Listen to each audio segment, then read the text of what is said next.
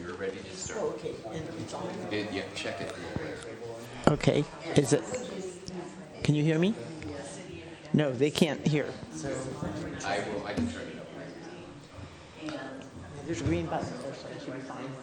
Thank you.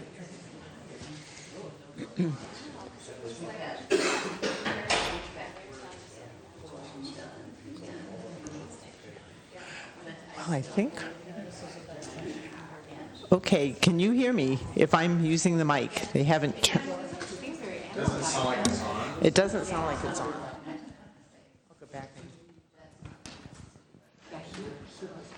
There's a green light. I'll check with him. It doesn't sound. It's good. Okay. I think now. Is it better? Is it better? Great. Well, thank you. And good evening, everyone. I'm happy to welcome you to the Senate District 46 and House District 46B Candidate Forum, sponsored by the League of Women Voters of Edina. It's wonderful. We're also going to record this, and it will be available on our website so that people that can't be here tonight will get to hear about our new district candidates. So let me just start by saying that the League of Women Voters of Edina strives to make sure that democracy works by promoting active and informed participation in government, increasing understanding of civic issues, and influencing public policy through education and advocacy. We're proud to join other leagues in Minnesota and across the U.S. As a nonpartisan organization, never supporting or opposing candidates or political parties at any level of government. But we always work to grow, empower, and protect the vote. It's my pleasure to welcome the candidates, Latz and Cheryl Youakim, and also our moderator for the night, Laura Helmer. Laura is a member of Eastern Carver County League of Women Voters, and she is also the League of Women Voters of Minnesota president. So, Laura, with that, let me turn it over to you. Thank you very much. Welcome, and thank you for attending or viewing this candidate forum. As a result of redistricting, the city of Edina is now split between two Senate districts, 46 and 50, and between two state House districts, 46B and 50A. Tonight's forum covers Senate District 46 and House District 46B. We have two candidates with us tonight, and both are running unopposed in the November 8th elections. Many issues important to voters will be discussed tonight, and we will try to cover as many issues as possible in the time we have. If your specific question does not get addressed tonight, please feel free to contact a candidate directly. I will now explain the rules and the format of tonight's forum. The candidates are asked to remain seated throughout the entire candidate forum. A candidate will have 2 minutes to make an opening statement and up to 2 minutes to answer the question that League of Women Voters Edina sent to them in advance. A candidate will then have 1 minute to answer each question submitted by the general Edina community. Finally, a candidate will have 2 minutes to make a closing statement. League volunteers will time the candidate's responses and indicate to the candidate when they have 45 seconds, 30 seconds, and 15 seconds remaining, and then when he or she must stop. The moderator and League of Women Voters Edina determine which questions will be asked and attempt in good faith to cover the topics of interest indicated by the submitted questions. All written questions submitted become the property of League of Women Voters Edina. The City of Edina, our site host for this forum, decided in 2022 that they will not live stream the candidate forums for LWV Edina on any of the City of Edina's online platforms. The City of Edina is, however, recording the forum and will provide an electronic copy to LWV Edina at the end of the forum. LWV Edina will put the recording in its entirety on their website the next day. That is lwvedina.org. And this forum can be found under the heading Past Events. And now I would like to introduce the candidates with us tonight. We have Ron Latz, candidate for Minnesota Senate District 46, and Cheryl Youakim, candidate for House District 46B. Each candidate will now have 2 minutes for opening remarks, and just a reminder to please speak directly into the microphone when answering questions. Let's start with Senate candidate Latz. Good evening, and thank you to the League of Women Voters and to Laura Helmer for hosting us tonight. It's an opportunity to introduce ourselves to the Edina community, and I appreciate having that opportunity. I am State Senator Ron Latz. I'm the incumbent senator out of St. Louis Park, Hopkins, Golden Valley, Medicine Lake, and Plymouth, and after redistricting, anticipate being the state senator for St. Louis Park, Hopkins, and about a quarter of the geography of Edina. I'm running for re-election to the Senate because I feel that I still have much to give and much that I would like to accomplish for our communities. I have a track record and a vision of justice and policies that reflect the values of and are supported by this district. Fighting climate change with aggressive action to reduce carbon emissions. Approaching public safety with firmness and fairness while recognizing the impact of systemic racism on our communities of color. A well-funded education system that works to reduce achievement gaps. Preserving the right to abortion access. And a multimodal education system that works to reduce encourage participation in transportation of all means around our community. I currently serve as the ranking member of the Senate Judiciary and Public Safety Committee. I was chair when I was in the majority in the Senate. I served in the Minnesota House of Representatives for 4 years and on the St. Louis Park City Council for 9 years before that. I've been involved in the community on the St. Louis Park Community Education Advisory Council, the American Cancer Society Board, the Metropolitan Interfaith Council on Affordable Housing, and I've fought for civil rights and against discrimination in all ways in my private practice and in my public and community service. I look forward to our conversation this evening. Thank you. House candidate Youakim. Thank you. I'm Cheryl Youakim, and I want to thank the League for having this forum tonight. For the last 8 years, I've had the honor of representing Hopkins and St. Louis Park in the Minnesota House, and now with redistricting, really excited to welcome the northwestern corner of Edina into the 46 family. Hopkins is where my husband and I bought a house in 1997, where we raised our 3 kids who are now past college and on to their careers. But the beginning of the school year this time always brings back really fond memories of walking the kids, the 3 kids, 4 blocks up to Alice Smith Elementary that first day of school and beyond. And I say beyond because I know the parents in the room realize that parenthood is a marathon and not a sprint. And I couldn't have trained for that marathon without the help of early childhood and family education classes. And I bring that up because ECFE saved my children from me. It gave me the tools to be a better parent. And it's why I got into politics. Back in 2003, when then Governor Tim Pawlenty was making drastic cuts to early childhood, I couldn't sit still. I started a nonprofit advocating for early childhood funding, moved on to our Hopkins LIC to help with K-12 funding, saw the connection between cities and schools, and got on our Human Rights Commission in Hopkins, then spent 9 years on the Hopkins City Council. And then in 2014, when our then state rep, Steve Simon, decided to run for Secretary of State, I put my hat in the ring and have enjoyed every minute ever since. So I just wanted to say I got into politics because of an issue I really cared about. I ran for city council because I wanted to make sure our citizens were connected to the government that's meant to serve them, and I've brought that passion up to the Minnesota House. I'm socially liberal, fiscally practical. I'm used to working across the aisle to get things done, and I am excited to continue the conversations I've heard at the doors as we've knocked our district, especially in Edina, where there's a lot of common ground. And thank you, and I look forward to our talk tonight. Our first question was sent out to candidates by the League of Women Voters, Edina, in advance. Each candidate will now have 2 minutes to respond to this question. What would you like for your constituents in Edina to know about your legislative priorities for the next session? And House Candidate Youakim, we'll start with you. Thank you for the question and the question in advance.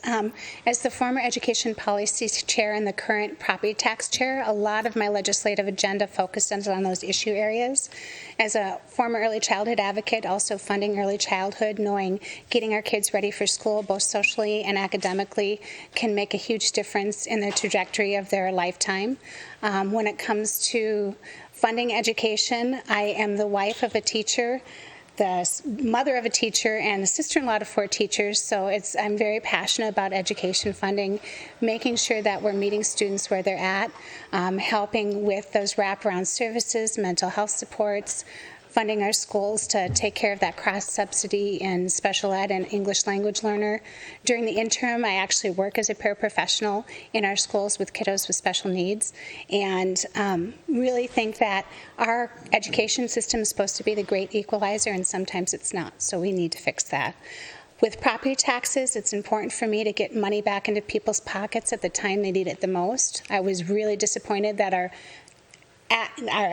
tax bill this year, which was the largest property tax cut in state history if we would have passed it, with expanding our homestead exclusion, beefing up our senior deferral program, addressing renter's credit, investing in property tax refunds, reforming the local government aid formula so cities could have the money for the services that they provide.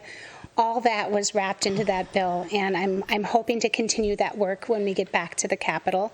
I also support our public employees. Our frontline workers are our backbone of so many of our communities. Probably my proudest moment this last few legislative sessions was passing the Hometown Heroes Act for our firefighters. And then also really want to dig in and work with our communities to see what their needs are and to see what legislation they'd like to work on too. Senate Candidate Latz. Thank you. Like my friend and colleague, Cheryl here, I bring progressive values to the legislature with a practical bent toward getting things done. I'm proud of the track record that proves that. I led the effort in the legislature for the Southwest Light Rail Transit. I was the chief author for many years when we passed the statewide expansion of the smoking ban to restaurants and bars. I carried the Child Victims Act, which opened up the statute of limitations for victims of child abuse to hold their institutional offenders accountable. I carried a major drug sentencing reform bill. I carried the 35W bridge collapse survivors compensation package, and I've been a big advocate for youth intervention funding throughout the legislature.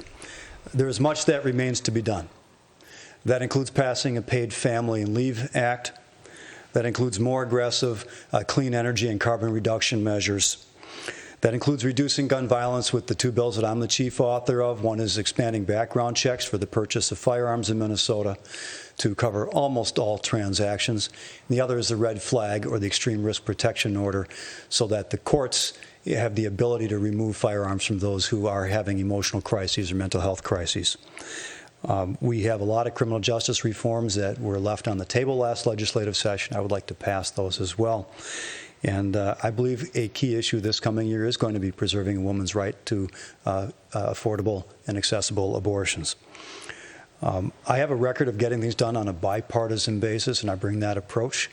I've learned in a hyper-partisan atmosphere how to get things done where there is common ground, things which shouldn't be partisan issues of conflict. And so I bring that approach to reducing ethnic disparities in education and health, and to environmental stewardship, as well as the other issues that I've been pursuing for years and which I hope to make progress on at this upcoming session. Thank you. Thanks to you both. And into your remarks here, you've actually led into a number of the categories that some of our community questions will touch on as well. So you'll have an opportunity to expand on some of those issues. And the first one I've got is, you've let us know what your priorities are, but if you're elected into a divided legislature, how do you plan to be effective? And we'll start with Senate Candidate Latz, and I know you had begun down this road already, so go ahead. Well, one of the reasons I do this is because I like to get things done. And I know the importance of establishing values and principles. It sets out the path that you want to accomplish. And sometimes you need to stick to that and not get something done one year because you think you can make better progress the next year. But things that should be done that are left on the table for too many years just don't advance progress. And when I can make progress, I like to be able to do that. So my first year in the legislature in the House, I was in a deep minority, but I did get a bill passed at the very end of session, and the first bill that I was able to get passed. So a lot of this has to do with developing relationships across the aisle, with being capable of making strong and concise arguments, and building coalitions with stakeholders and other legislators. So I think I've been able to accomplish that, and I'd like to keep doing that. House candidate Youakim. Thank you for asking this. I was chuckling when you said it because I just finished my master's in public administration, and my title of my capstone was "What were the traits of an effective traits of a legislator in a divided government?" So I interviewed dozens of my colleagues to find those buckets of traits, and the number one thing all of them said was making sure that you built those relationships, and that is what has always been the cornerstone of my time, either as an advocate on city council or at the Capitol, is making sure you build those strong relationships. Like Senator Latz, I came in during the minority and actually got a bill passed around Alzheimer's. And this year, last year, my bill on the Hometown Heroes Act for our firefighters was bipartisan. A lot of the stuff we work on at the legislature is bipartisan.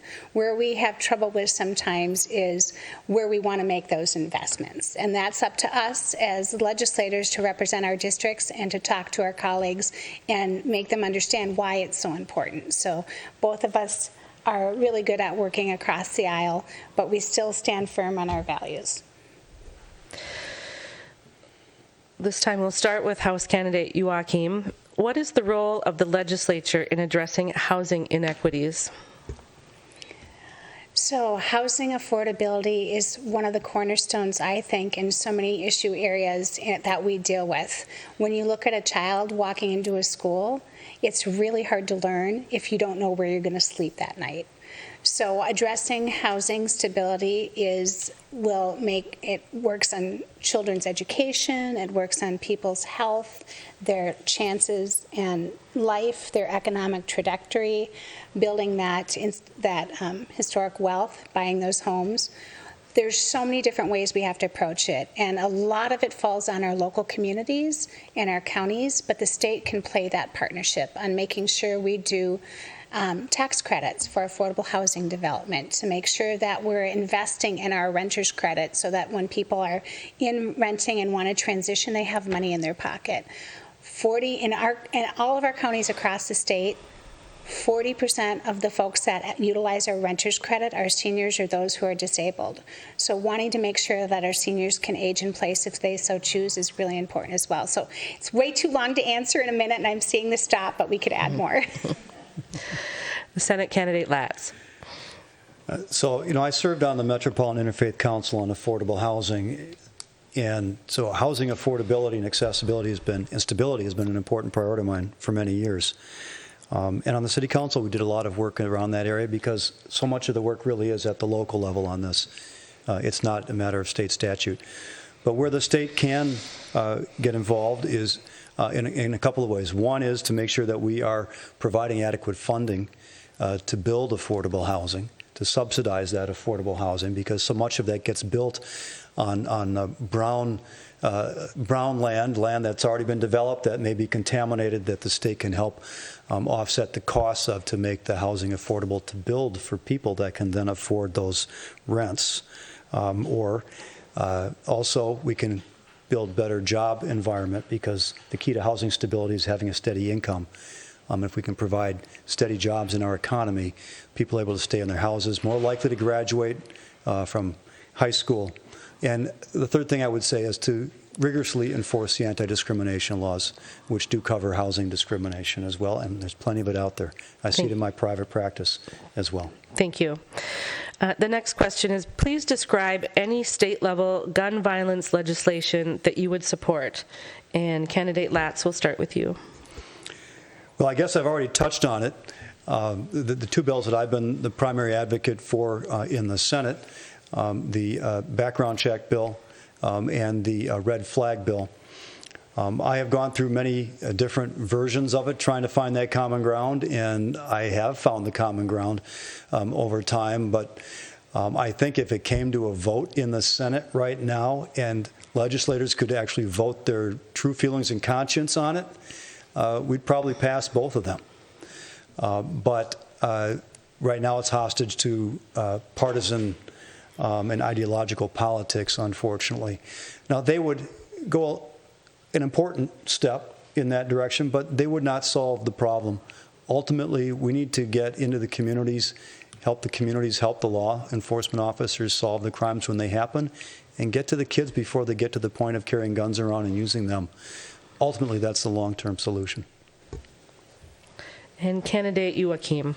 Thank you. Everything he said, but I'd add to it too. I do support the red flag law. I do support the expanding our background checks. But as I've been knocking on the doors in our community, gun violence prevention is at the top of many families' minds. It's especially at the top of people's minds that are sending their kids off to school. We've seen a lot in our newspapers over the last few years where people just aren't feeling safe with guns that are so prevalent in our communities, whether it be at school, in their synagogues, at their churches, grocery stores. It's so important for us to figure out how we can make sure there's less guns on the street, or the guns are in the hands of responsible gun owners like all my uncles that hunt. And it really hit home for me when I became a paraprofessional to sit through, I challenge anyone to sit through a lockdown drill with kindergartners and having one say something during a lockdown drill and another child looking at them and saying, please be quiet, the bad guy might find us. So it's really important for us to really have those tough discussions in our community. Thank you. And this next question comes to House candidate Youakim first. What is your opinion on expanding abortion access or to limiting abortion access? Thank you. You know, if I would have to pick one thing that I've heard the most about at the doors, it is access to reproductive rights and to do what you so choose when to have your family. It's been at the top of many people's minds, whether it be a 25-year-old male or an 80-year-old woman that I've talked to at the door and everybody in between. I do support abortion access and pro-choice. I'm unabashedly so. It should be up to a woman and their partner to figure out when they want to start that family and how they're going to start that family. Unplanned pregnancies and pregnancies among our youth can lead to economic strain throughout life. We also know that abortion is health care. There's reasons why medically that some women need to have abortions, and that should be between them and their doctor, and there shouldn't be somebody sitting in a Capitol deciding what they can do with their body. Senate candidate Latz.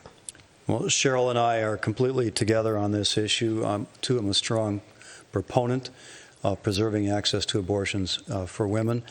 It should be their choice. It is a medical decision. It's not for anyone else, in my judgment, to tell them what to do and how to do it.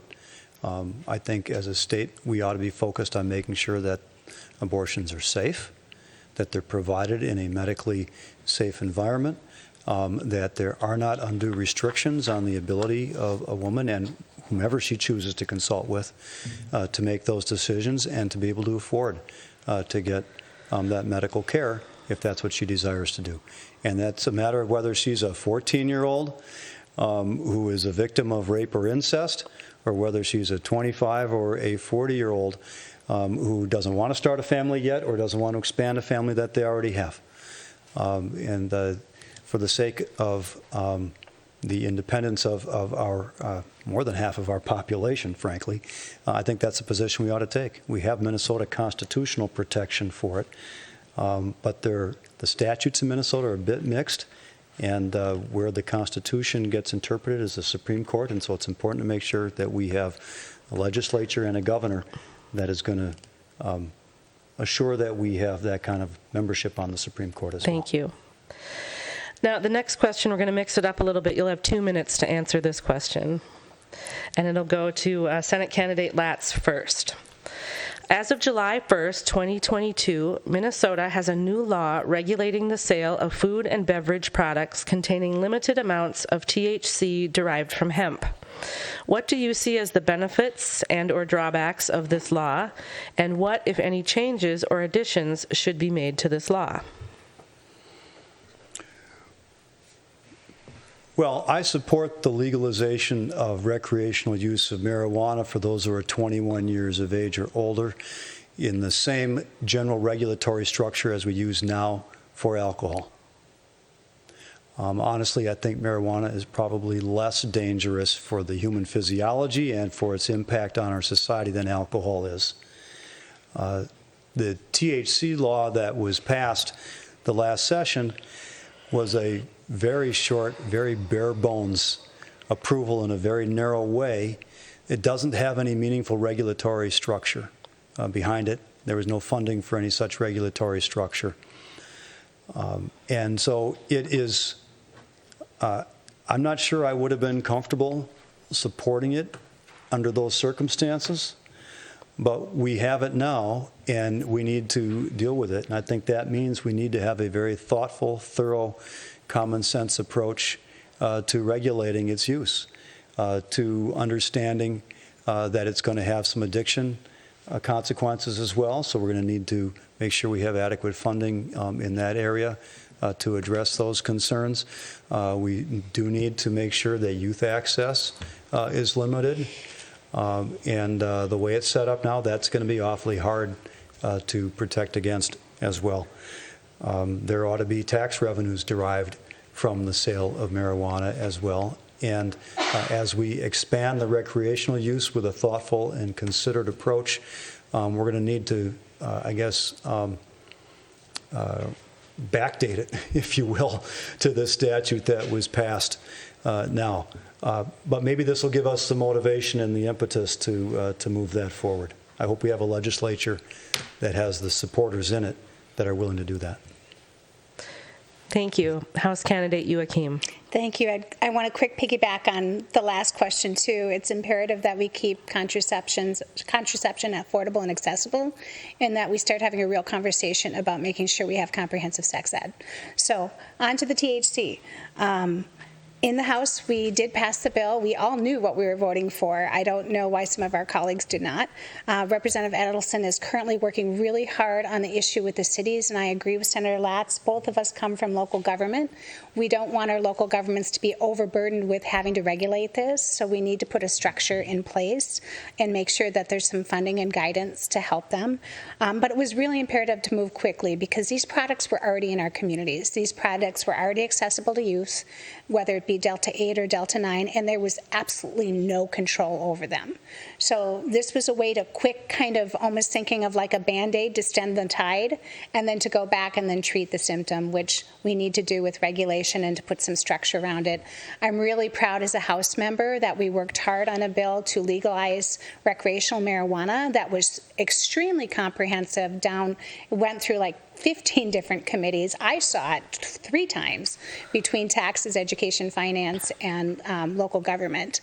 Very comprehensive bill that addresses a lot of those same issues. So we need to get back to work right away and help our cities out. And I know that process is already being put in place. And I think it's very important.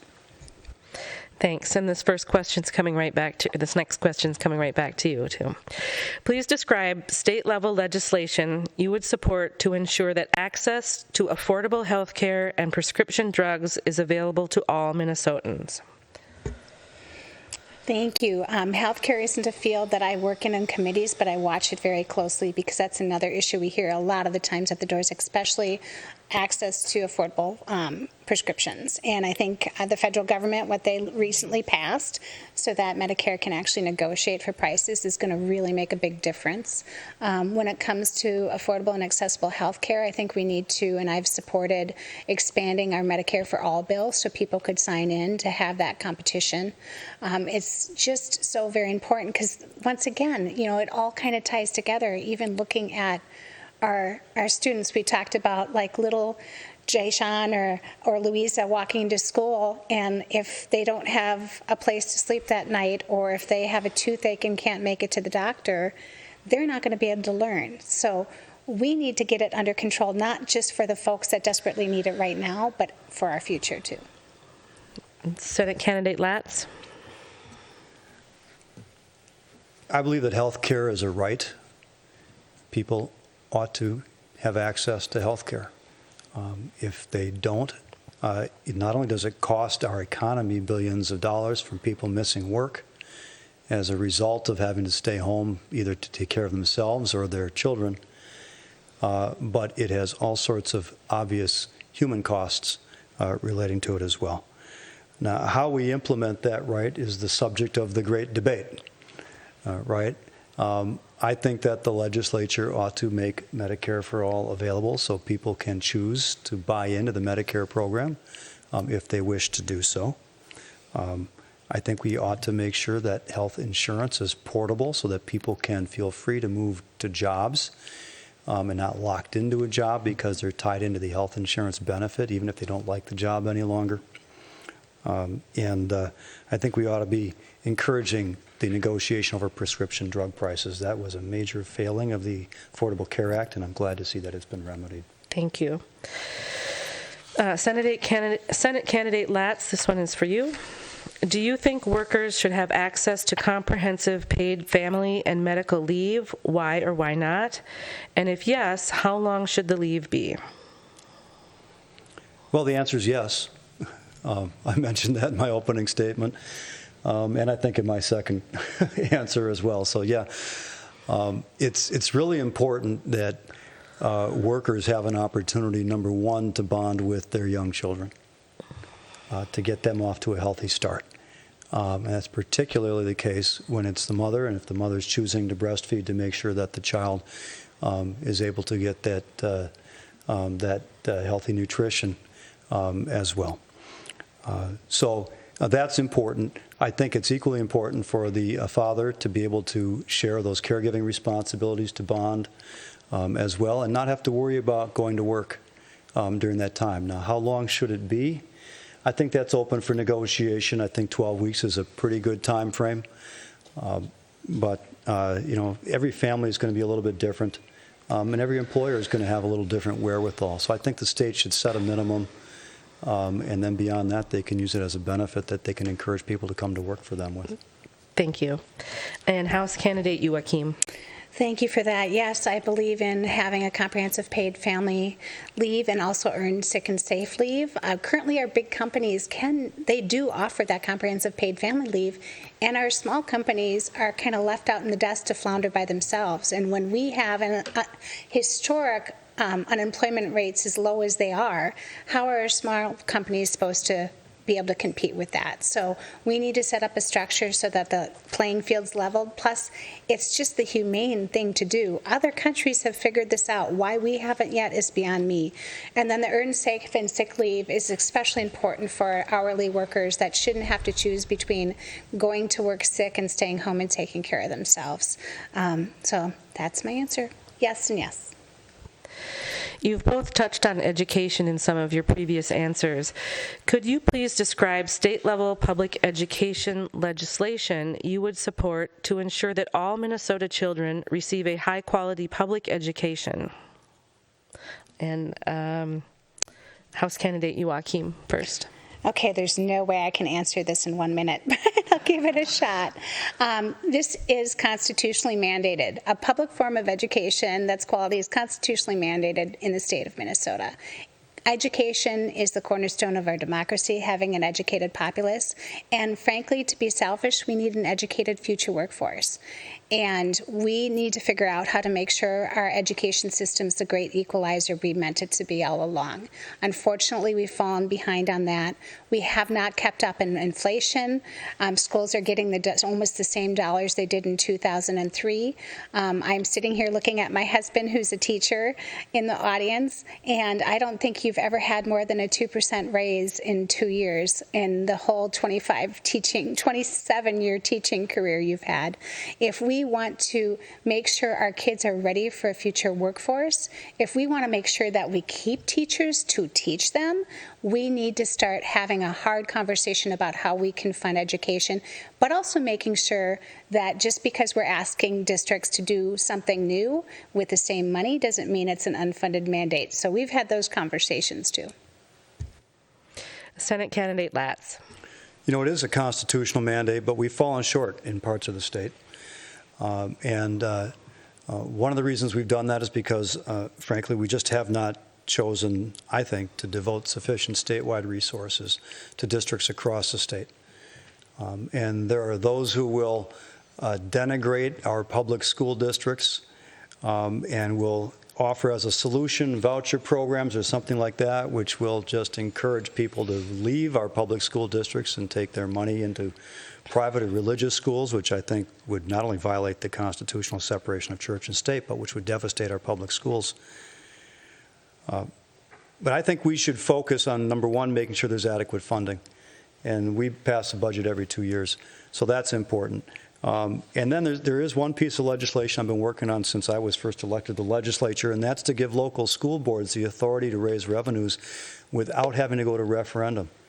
Every local elected official, all the city councils have that authority, and they're held accountable at their own next election. I don't see why school districts should be treated any differently. Thank you. And now we've got two questions on back-to-back on transportation. And Senate candidate Latz, this one will come to you first. What is your position on the 7-year delay of the Southwest Light Rail project and the increased budget? Well, I'm distraught that we have such a long delay. Some of the delay has been a function of planning delays. Some of it has been engineering issues. Some of it has been legal battles and challenges, and some of it has been funding.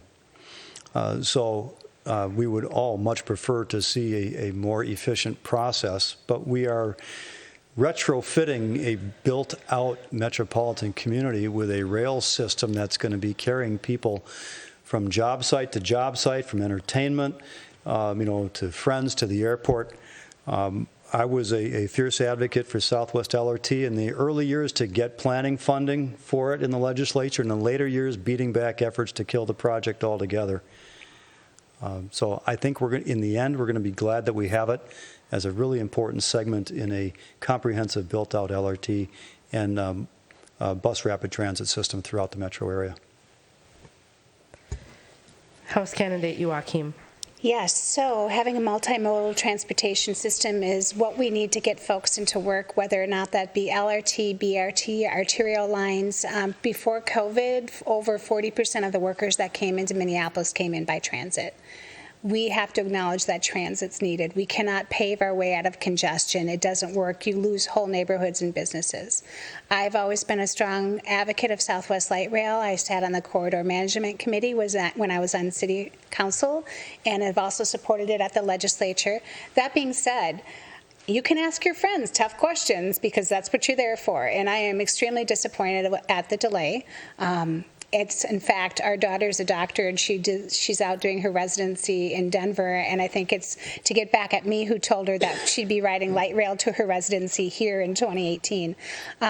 We just need to keep on top of it. I'm glad they had the audit. But like Senator Latz said, there have been many multitude of reasons that this has been delayed over the years, and if you want to have a long history of it, I could tell you it in my sleep, so give me a call. And then the second transportation question that came to us was, what will you do to support and expand public transportation and other alternative transportation options, such as light rail, biking infrastructure, EV infrastructure, et cetera? So House Representative candidate Youakim first. Thank you. Actually, these last 2 years is the first time I have not been on a transportation committee. So I do miss those discussions, but we're having them all the time. And what is the best way to fund transportation, in particular transit? We have many different levers that we pull between MVEST and gas tax and tab fees and all these other items that go into it. But we have to be creative and think of other ways that we can make it fair about how we pay for our transportation system. Because, you know, as our vehicles get more fuel efficient, that gas tax might go away. As we're adjusting to ridership after COVID, we have to have those conversations about how best to move people around and who's going to be utilizing it. We've had conversations about making sure that it's safe, but I will always be a strong proponent not only of transit, but also of our other types of commuters like bike commuters. So once again, 1 minute's never enough to talk about some of these topics. Senate candidate Latz. Well, I'm an avid biker, so I use the trails in our community quite a lot, but I can't commute by bike because I can't show up in court all sweaty through a tie and a suit. So that doesn't work for me. But I think we ought to enable the corridors for those who can commute by bike.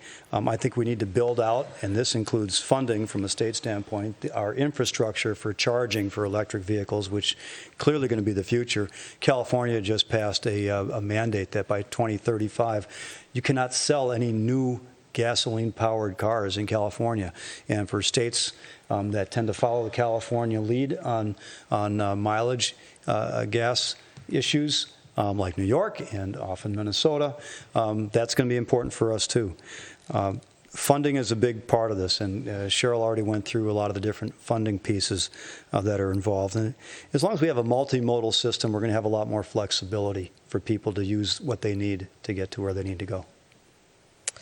And House candidate Youakim. And I believe I already answered that one on Thank transit. you. So this next question will go to Senate candidate Latz, and it's a budget question. Minnesota requires a balanced budget, but surplus money can be put aside in a rainy day fund. Please provide your thoughts on how much, if any, of the surplus should be set aside and why. And I'm going to combine that with another question that has come up. If it was up to you, what would you do with the current $9 billion surplus? And this seems like it might be a 2-minute kind of an answer. So let's go with 2 minutes on this.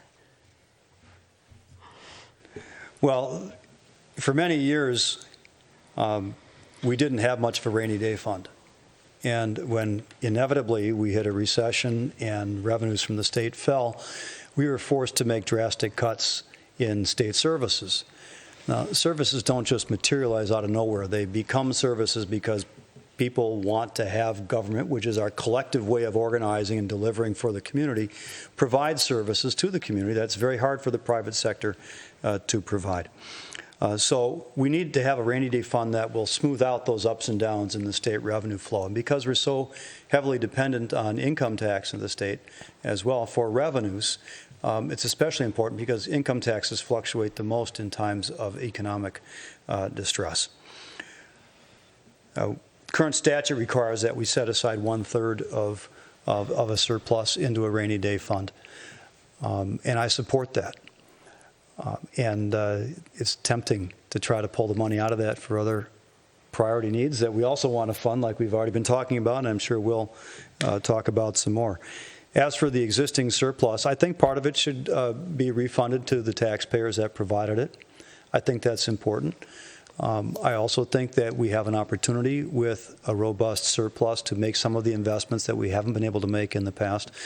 We need to be careful about how we do that so that we're not using one-time money for long-term permanent investments, because ultimately that just leaves us with a fiscal cliff that we shouldn't have to confront somewhere down the road. So it's a balanced approach I would take. It's some robust investments where we can, setting the money aside to a rainy day fund, and returning some of the money to the taxpayers who rightfully would like to have more in their own pockets. And House candidate Youakim. Thank you. Personally, I am looking forward anxiously to the February forecast. What you have to understand about the November forecast, the current November forecast, the February forecast we had was done with an assumption of a 4% inflation. It was done before the war in Ukraine. It included the fact that about $3 billion of that money that's a surplus was money that was state money that was unspent because the federal money that came in so we didn't have to spend the state money. So when you boil that all down together, we're not quite sure what will be left on that bottom line in November. But like Senator Latz said, we have to be careful when we look at what's one-time money and what's ongoing. And out of that $9 billion surplus, about $2 billion of that was what was a structural surplus that will be ongoing. And what we did in the tax bill in particular, we put all of our ongoing money into that big property tax cut, the largest in state history, that I hope we'll be able to do when we come back in session. But I'm really not sure. We have the November forecast, and then we'll have a February forecast again, and that's what we utilize when we figure out our dollars that we can spend. And I have a feeling those numbers are going to be smaller than what we had to work with this year.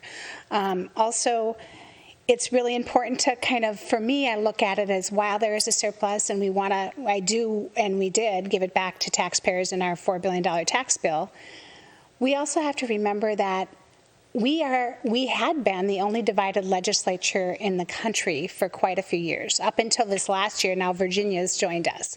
But when you have a divided legislature and you have people's different ideas coming to the table, you compromise. That's the essence of compromise, is coming together and trying to figure out, and it might not be what you want to spend. So I look at some of that surplus, frankly, it's underinvestment in the citizens of Minnesota. So we have to have all those discussions. All right. This next question is also a 2-minute question, and we'll go first to House candidate Youakim. And first, a little background. City leaders have put forward a $64.6 million investment plan to complete a conversion of Fred Richards Park into a multifaceted park and reinvest in Braemar Park.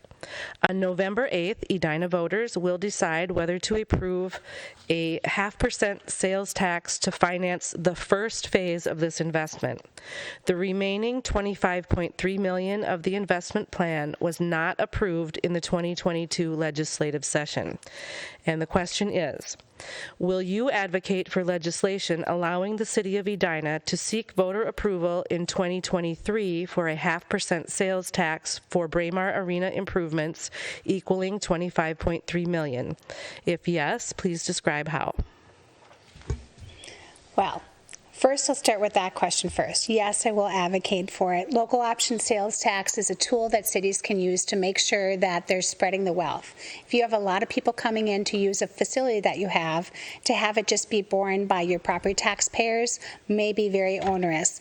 We see it a lot in the metro area, but we see it even more in greater Minnesota, when you might have the one hockey arena in 40 miles to come and do something. You want that expense of that to be borne a little bit by the people coming in to use it. So that's the beauty of local option sales tax.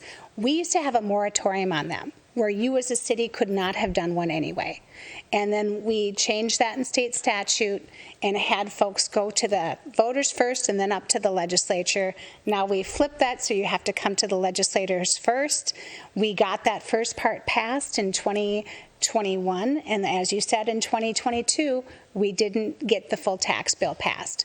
So that might be something we need to revisit and see, if we're not passing a tax bill every year, how does that look for a local option sales tax?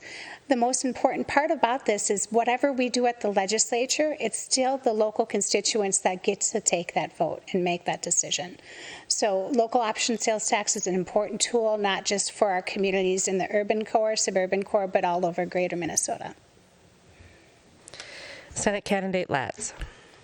So I want to tag on one final point on the surplus before I answer that question, which is that our budget surplus isn't always truly a surplus, because state government budgets where they factor inflation in on the revenue side but not on the spending side. So after you account for inflation to maintain a current level of services, that's where I think the discussion should start, whether you want to cut services, add services, or refund revenues. As for local option sales taxes, honestly, I think the whole idea is a little bit ridiculous, that communities should have to come to the legislature for permission to go to their own voters to ask for an increase in revenue from their own communities. So if I would get rid of it altogether. And I think a lot of legislators would be happy about it, too, because they wouldn't be deluged with requests to take care of that at the legislature. In my judgment, if a local city council decides they're the elected officials in their community that they'd like to have a local option sales tax, then I, as their legislator, would be an advocate for getting that provision into the bill so they have permission from the state legislature to do that. And I generally would defer to local communities in that way on many issues.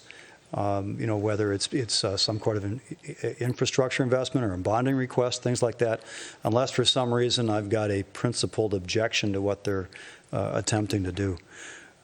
So I would defer to the local leaders on that, and I'd be their advocate at the legislature, so long as we have that requirement. But frankly, I think we ought to just do away with that requirement. All right, thank you. Senate candidate Latz, and this is, again, this is a 1-minute question. And you're going to wish it were 2, probably, when you hear it. Like so many of these, yes. Please describe legislation you would support to mitigate the impact of climate change. Oh, boy. Well, we don't have 120 degrees here in Minnesota yet like they have in the San Francisco Bay Area yesterday. But we are feeling the effects of it. We're seeing the drought. We're seeing the more intense storms. It's affecting our farmers. It's affecting our communities in so many different ways. So first, we have to overcome the climate change deniers in the legislature. And they exist, and they fight us on making changes in the legislature every year. But once we do that, we have to move very aggressively toward clean energy, toward carbon reduction, toward reducing energy demand, and reducing our reliance on fossil fuels. And that's not, it's not only gas and coal and so on, but we need to reduce our methane output as well. And that may include recapturing methane where it's coming from, and that involves landfills to some degree also. So this is a really multifaceted problem. Can't do it justice in a minute or 10 minutes for that Thanks matter. for trying, though.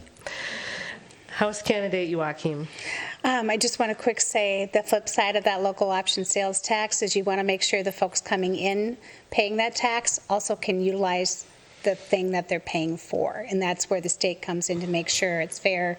And that actually, we've had so many local option sales tax across the state, it's actually raised our statewide sales tax by about 1%. So that's something we have to discuss too. But climate change, we actually have a climate change committee in the House. They've been doing a lot of great work. And all of this starts with a partnership between the cities, the counties, and the state, making sure we have things like solar on schools. I've supported that bill. Tax credits for energy consumption or things we can do at the state level for tax credits for solar panels, tax credits for building storage for solar.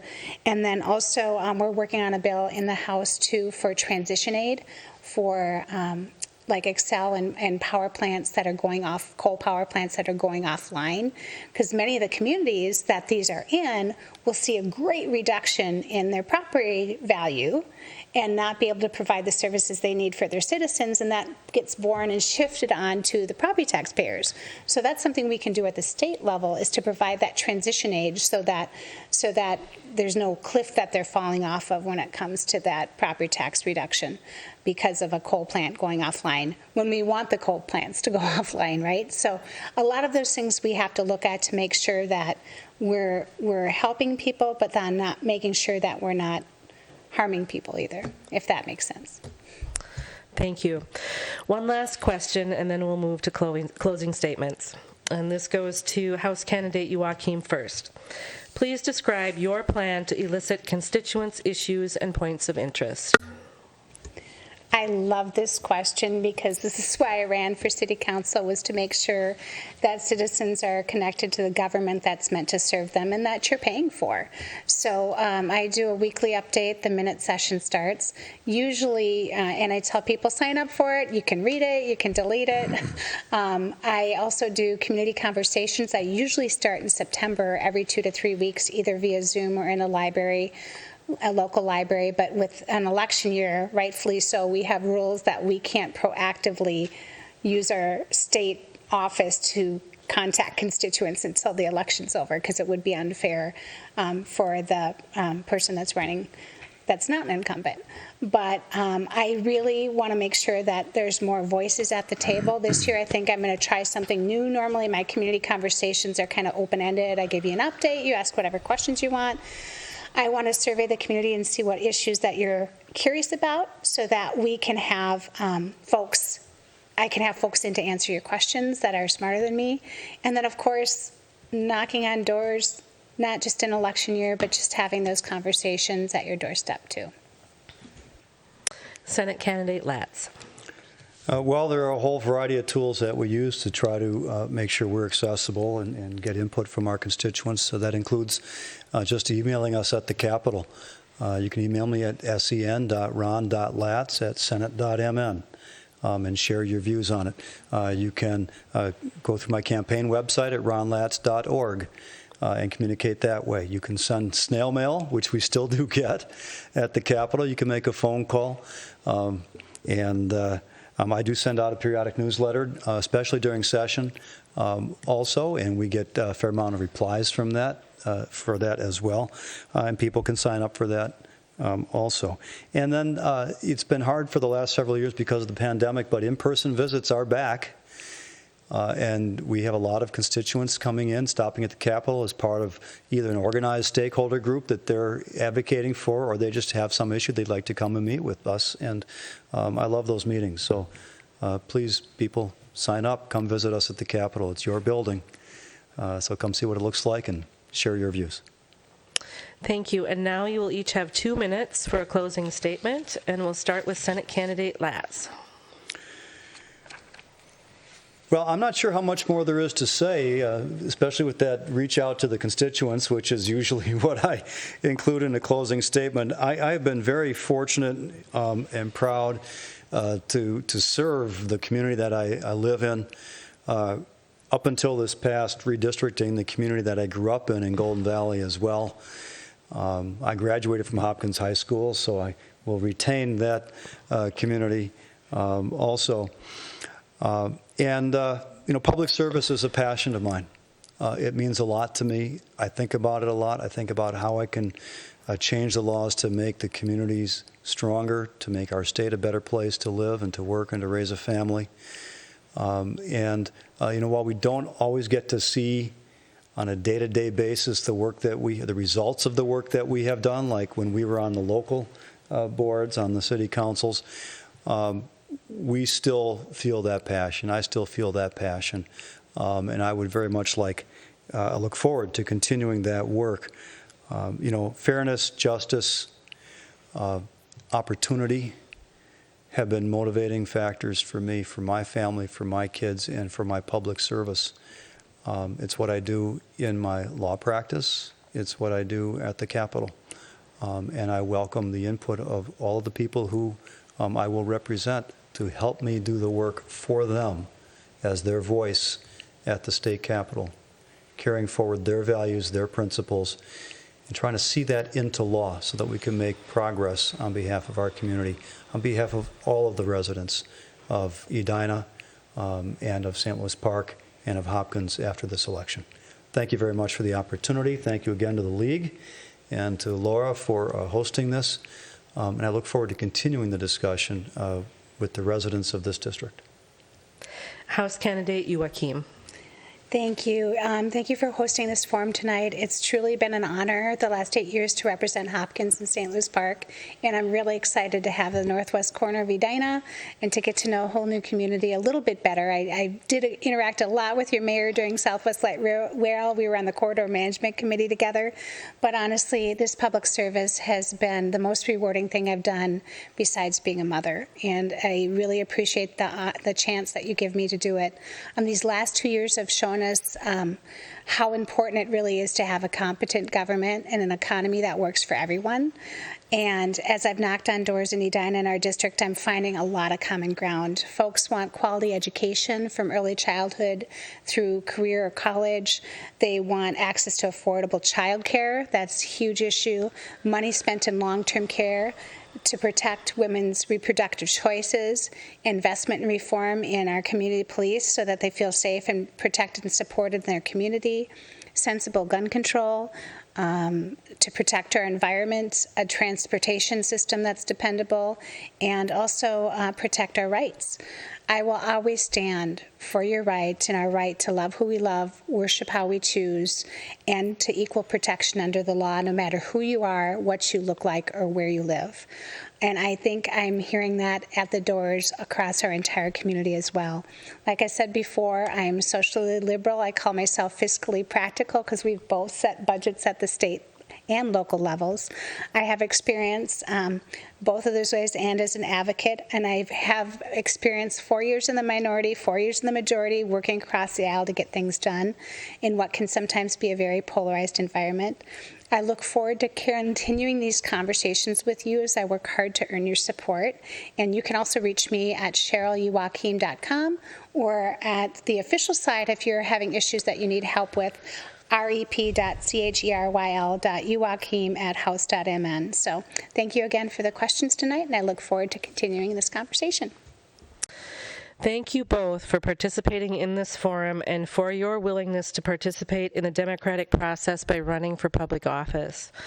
Thank you to the League of Women Voters Edina for sponsoring this forum.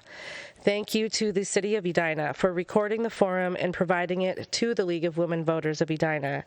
As a reminder, the recording will be available on Friday for viewing on the League of Women Voter Edina's website, lwvedina.org, on the events page. And thank you all for attending tonight's forum. Please remember to vote by 8 p.m. Tuesday, November 8th. Early voting starts on Friday, September 23rd at Edina City Hall. This concludes the forum for State Senate 46 and State House 46B. Have a good evening, everyone.